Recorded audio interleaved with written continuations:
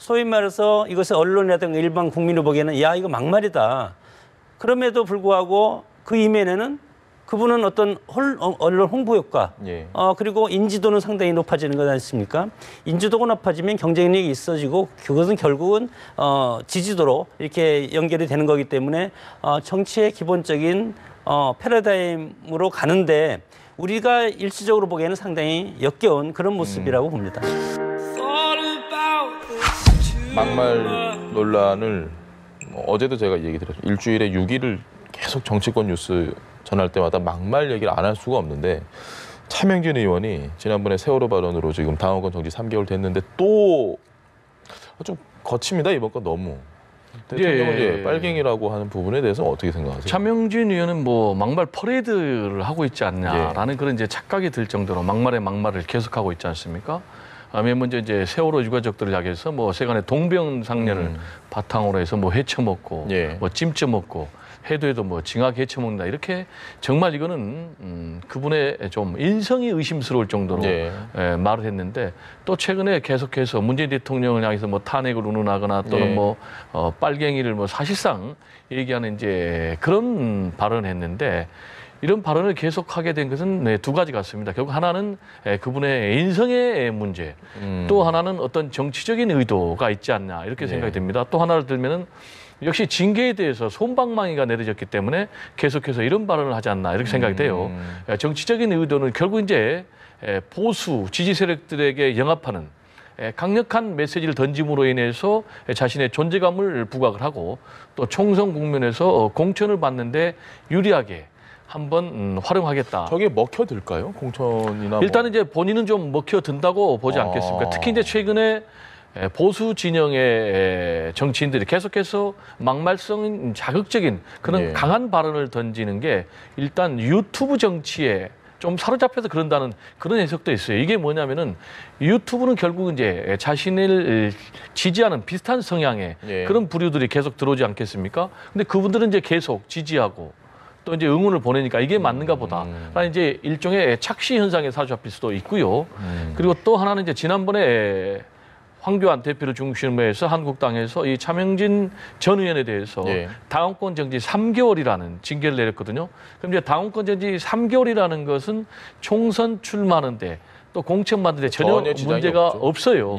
그렇다면은 차명진 전 의원은 오히려 본인이 플러스 마이너스 계산했을 때 플러스가 많다. 이렇게 잘못 세문할 수도 있는 것이죠.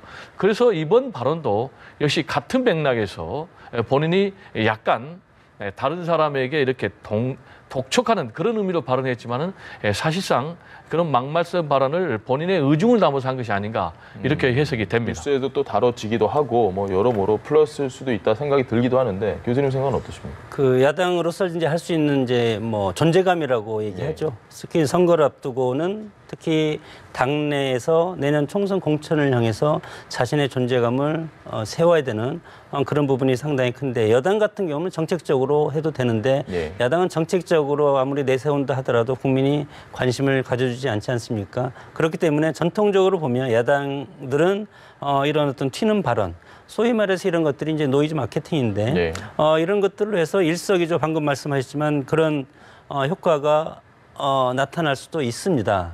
소위 말해서 점점 더 자극적으로 가지 않으면 관심을 받지 못한다.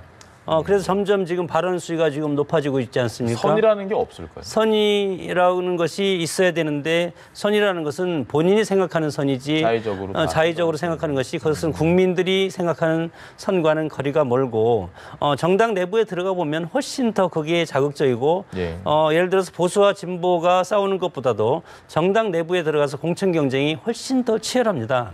이런 상황에서 봤을 때는 일단은 내년 총선의 공천은 보수 정당의 경우는 상당히 전투적인 그런 분들을 공천할 가능성이 상당히 클 수밖에 없는 현실이기 때문에 이런 외부적인 요인이 내부적인 것을 끌어들이는 이런 것들이 이제 유인 요인인데 이렇게 봤을 때 상당히 앞으로도 훨씬 더 튀는 발언을 한국당 입장에서는 많이 할 것이고 그리고 민주당이라든가 여당이 지금 끊임없이 해서 물론 30% 이상은 가지만 네. 내년 총선 가서는 앞으로 연말쯤 되면 경제적인 어려움도 닥칠 가능성도 있고 실정도 더 누적될 수 있고 이럴 경우에는 한국당이 가능성이 상당히 커진다. 이렇게 이제 생각이 들지 않겠습니까? 그렇기 때문에 한국당을 공천을 노리는 사람들은 훨씬 더 자극적인 그런 발언, 소위 말해서 이것을 언론이라든가 일반 국민이 보기에는 야 이거 막말이다.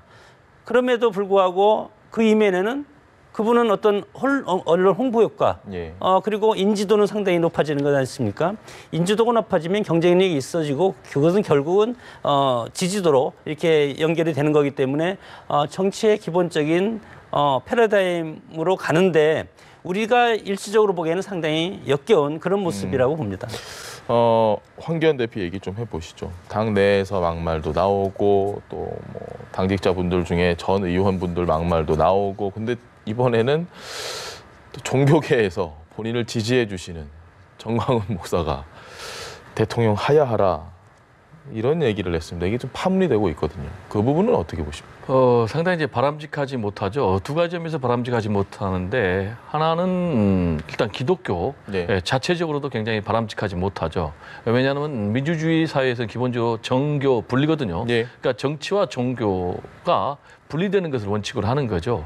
즉 정치가 종교에 간섭하지 못하고 또 정치가 종교에 간섭하지 않는 것을 일단 원칙으로 하거든요. 예.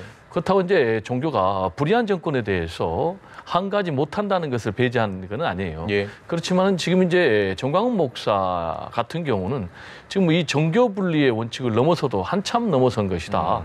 그 이제 직접 대통령을 뭐 하야하라고 하고 또 본인이 뭐 이제 청와대 앞에 가서 캠프 뭐 1인 예. 뭐 릴레이 뭐 단식 기도 시위를 하겠다라고 하고 있는데 지금 문제는 이렇게 되니까 기독교 자체의 이미지가 계속해서 이 정광훈 목사 때문에 일그러지고 있는 것이죠.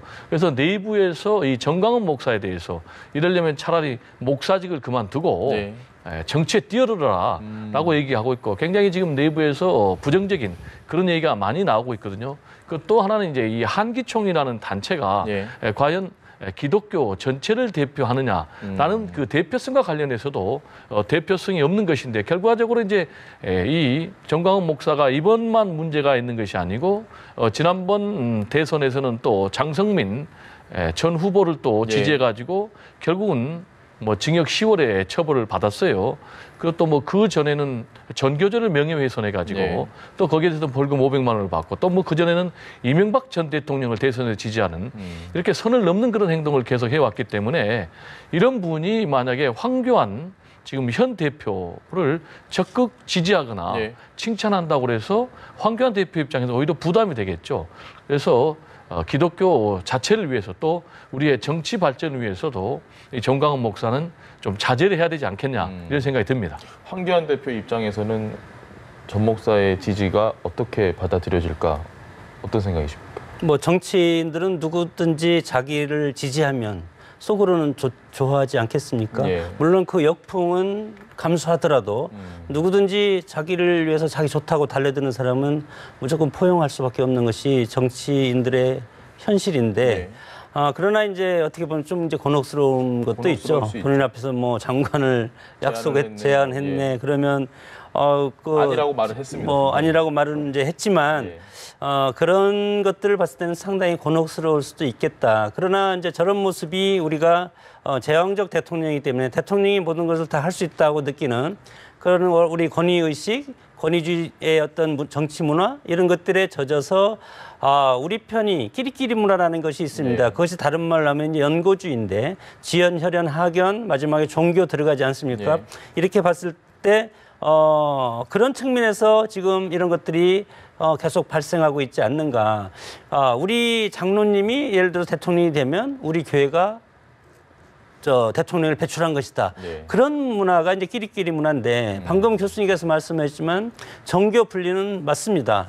정교 분리는 맞는데 그러나 또 다원주의 시대에서는 집단 위주로 생각을 합니다. 군은 군대로 군의 제도적 이익을 침입을 하냐 안 하냐 이거에 따라서 우리 사병 월급을 올려주고 장교 장성 숫자를 늘려주고 계급 정년을 늘려주면 그 대통령은 그 정당에서 배출하는 후보를 찍어주는 것이 이제 제도적 이익인데 예. 이런 걸 봤을 때 기독교도 마찬가지로 종교 단체지만 나름대로 그 제도적인 이익이 있다 이렇게 생각이 들고 그래서 우리 그런 어떤 신자 중에서 대통령이 되면 우리 교회 어떤 우리 뭐 한기총이라든가 이런 데서 우리가 대통령을 배출했다. 이런 뭐 어떤 측면에서 본인들의 보이지 않는 어떤 그 스크럼, 예. 제도적 이익 이런 것들을 확보할 수 있다는 그런 것들이 이제 현실 인식에 깔려 있기 때문에 우리가 이것을 이제 비난할 수는 없지만 그러나 우리 사회가 잘 되려면 예. 본질에 충실하는 것이 상당히 중요한데 본질이라는 것은 뭡니까? 각자 자기 자리를 지키는 것이고 군이라면 정말 국방 의무에 충실해야 되는 것이고 예. 과거에 12.12 뭐 5.16처럼 군이 나와서 쿠데타를 일으킨다는 것은 그것은 잘못된 것 아니겠습니까? 정명사상을 얘기하시는 뭐 예를 들어서 종교도 마찬가지로 뭐 여러 가지 종교의 어떤 그 근본적인 사명이 있지 않습니까? 그런데 충실하고 정치는 정치 이런 식으로 각자의 본연에 충실하는 것이 알겠습니다. 민주주의가 발전하는 길이라고 봅니다. 차명진 전 의원이 이에 대해서 글쎄요 제가 이걸 이야기하기도 좀 그렇습니다. 문재인 대통령을 향해 빨갱이라는 이야기를 또 꺼냈습니다. 지금. 네네. 이거 정말 어떻게 받아들여야 하나 싶은 생각이 듭니다. 일단 차명진 전 의원께서 그 이제 우경화된 당신들의 지지자들을 좀 결집시켜서 예. 이제 지금 또 수십억대 소송에 또 휘말리셨거든요. 네. 세월호에 대한 폄하 발언으로 그런 어떤 그 정치적인 대비 전략 차원으로 저는 일단은 일차적인 해석은 하고요. 네. 일단 현직 대통령을 당신과의 정체성이 맞지 않다고 해서 빨갱이라고 이제 표현하신 건 그 표현 자체가- 문재인 대통령에 예. 대한 문제가 아니라 대통령을 직접 선출한 국민들에 대한 전 모독이죠. 대통령이 빨갱이면 국민들은 공산당원이라는 얘기입니까? 그래서 이건 국민에 대한 모독이기 때문에 이 발언을 빨리 철회하시고 국민들께 사과하는 게 옳다라고 저는 생각을 단어 합니다. 자체가 굉장히 잘못된 단어지 잘못된 않습니까? 단어이고요. 예. 그리고 뭐 아시다시피 문재인 대통령은 뭐 특수부대원 출신이십니다. 예. 그리고 판문점 도끼만행 사건 때 예비 투입 전투 사단에서 대기할 정도로 안보를 충실히 이행하신 분이고 예.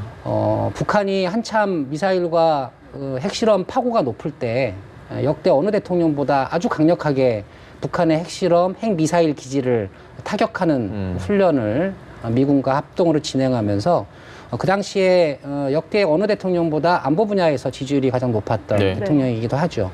지금 북한과의 대화 종국을 이끌고 있기 때문에 뭐 차명진 전 의원 같은 보수 정치인 눈에는 대통령이 사상적으로 못마땅하실지 모르지만 정치적으로 그런 다른 이견을 갖고 있다고 하여 현직 대통령을 빨갱이다 이렇게 비난하시는 것은 금도를 넘어서도 한참 넘어섰다 저는 그렇게 생각합니다. 네. 의원께서도 저도 차명진 의원의 지금 빨갱이 발언은 매우 잘못됐다고 생각합니다. 그러니까 대통령의 어제 그 추념사를 논리적으로 비판을 하면 돼요. 그 다음에 뭐 저도 뭐 지금 길게 몇 차례 말씀드렸지만 왜 현충일날 호국영령이 있는 현충원에서 예. 김원봉에 대해서 말씀을 하시고 국군의 뿌리 뭐 한미동맹의 토대까지 이렇게 말씀을 하시느냐. 김원봉은 어떤 사람이냐. 대한민국 정체성과 오히려 대한민국 정체성을 위협했던 사람 아니냐. 북한의 남침으로 인해서 북한에서 훈장받았던 사람 아니냐. 예. 독립운동은 독립운동이다. 이렇게 나름 논리를 세워서 반박을 해야지. 일종의 낙인 찍기를 해서 대통령에게 뭐 빨갱이다. 그다음 탄핵하자. 이렇게 말하는 건 매우 잘못됐다. 그러니까 한국당이 자꾸 저런 이야기가 나오니까 당 네. 전체의 이미지가 나름 한국당에 이제 노력하는 분들이 뭐 한교안 대표를 비롯해서 좀 한국당의 변화 어떤 쇄신 뭐 개혁을 하려고 노력하는 분들이 많잖아요. 네. 그런 노력을 저런 잘못된 덮어버리는 발언 한 말이 저런 말들이 완전히 이미지를 망쳐버리는 이런 효과가 있는데 예. 네. 당원들이 정말 내가 어떤 이야기를 할 때 당에 어떤 누를 끼칠 건지 이런 걸 생각을 하고 이야기해야 되겠다 이런 생각이 듭니다. 우리 이상일 교수님 같은 분이 지도부를 하셔야 네. 한국당 지지율이 올라갈 텐데 제가 볼 때 유튜브 영향도 좀 있는 것 같아요. 요즘 유튜브가 워낙 이제 거친 언사, 자극적인 키워드로 조회수 검색 이런 선두다툼도 좀 벌여서 차 의원님이 아마 이제 유튜브 방송용 키워드로 쓰신 것 같은데 이게 유튜브에서만 통용되지 않고 이렇게 정통 언론과 국민들한테 평가가 되는데